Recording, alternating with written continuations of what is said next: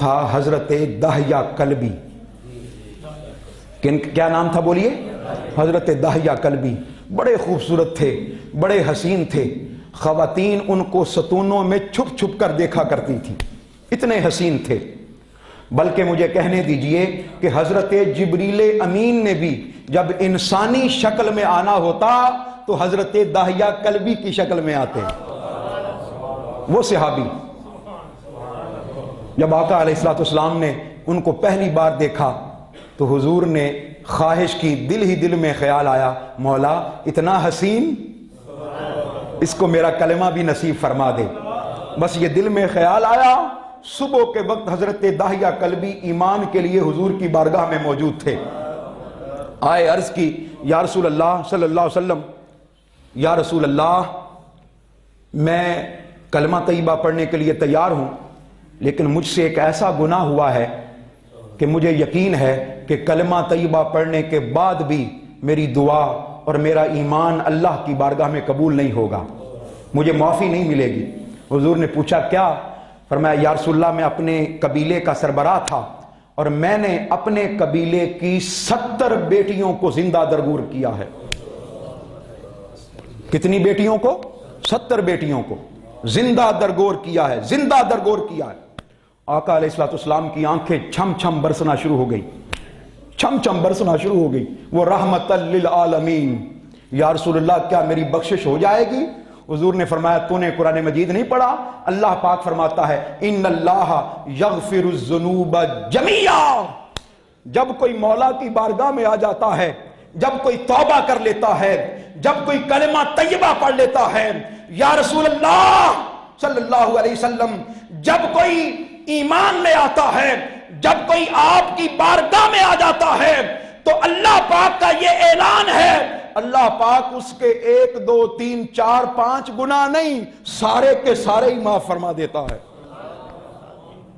یا رسول اللہ میں کلمہ طیبہ پڑھنے کے لیے تیار ہوں. پڑھا لا الہ الا اللہ محمد الرسول اللہ. صحابہ کرام مسجد میں موجود تھے. کہتے ہیں یا رسول اللہ چلیں یہ تو معاف ہو جائیں گے، میرا ایک گناہ اس سے بھی بڑا ہے، میرا ایک گناہ اس سے بھی بڑا ہے. آقا علیہ السلام نے فرمایا اور اس سے بھی بڑا ہے؟ جی یا رسول اللہ. یا رسول اللہ میں کہیں تجارت کے لیے گیا ہوا تھا، میری بیوی کے ہاں بچہ ہونے والا تھا. جب 3-4 سال کے بعد واپس آیا تو دیکھا دروازے پر دستک دی، ایک ننھی منی بچی دروازے پر آ کر اس نے دروازہ کھولا. میرے چہرے پر غصہ آ گیا، جلال آ گیا. میں نے پوچھا تم کون؟ اس نے کہا میں اس گھر کے مالک کی بیٹی ہوں، اس گھر کے مالک کی بیٹی ہوں. میں نے کہا مالک تو میں ہوں. اس نے کہا پھر میرے قدموں سے لپٹ گئی، بابا بابا کہہ کر میرے قدموں سے لپٹ گئی. کہا ابا جان آپ نیچے بیٹھ جائیں، میں نے آپ کو پہلی بار دیکھا ہے. میرے چہرے کو صاف کیا. یا رسول اللہ صلی اللہ علیہ وآلہ وسلم میں نے اپنی بیوی سے پوچھا کہ یہ کون؟ اس نے کہا تیری بیٹی ہے. میں نے کہا یہ کیسے ہو سکتا ہے کہ میرے گھر میں بیٹی پل کر اتنی بڑی ہو جائے، تیار کرو اس کو. میری بیوی ٹالتی رہی. ایک دن میں نے اپنی بیٹی کو لالچ دیا کہ تمہیں بازار لے جاتا ہوں. بیٹی تیار ہو گئی، سج گئی، سنور گئی. یا رسول اللہ وہ ننھی کلی، وہ چھوٹی سی پری، اس کے پاؤں زمین پر نہیں لگتے تھے کہ میرے بابا آج مجھے سیر کے لیے لے کر جا رہے ہیں. کبھی ادھر دوڑتی، کبھی ادھر دوڑتی. یا رسول اللہ میں نے اس کو تیار کر لیا. رستے میں پہنچا، ایک جنگل آیا، میں نے کدال سے زمین کو کھودنا شروع کر دیا. پوچھتی ہے بابا جان پہلے سیر نہ کر آئے، پہلے گھوم پھر نہ آئے، یہ محنت طلب کام ہے بعد میں کر لیں گے. میں نے کہا نہیں بیٹا ضروری کام ہے. وہ میرے ساتھ لگ گئی، زمین کو مٹی ہٹاتی رہی، میرے چہرے پر مٹی پڑتی، اس مٹی کو صاف کرتی. مجھے پسینہ آتا، اپنی قمیض سے پسینہ صاف کرتی.